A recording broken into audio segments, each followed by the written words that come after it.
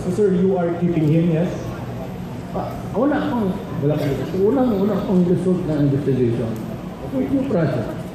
Kaya yung criminal, humingi ng due process, sila tuloy na sa gobyerno. I said, if there is corruption, wala na tayong magawa.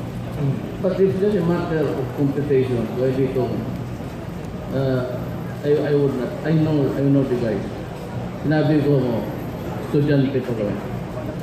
Hindi nila, they are not popular. Or otherwise, I would not have invited them to the cabinet. Okay. Why do you continue to trust Commissioner Faildon? I believe in his integrity.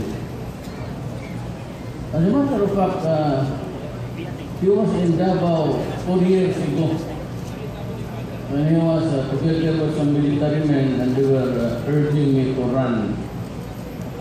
Marami sila yung sa gobyerno ngayon. Yun yung mga supporter ko sa military sa kanila tumakbo. And complaint that as now is that the corruption. So we will look into it. But I would be fair.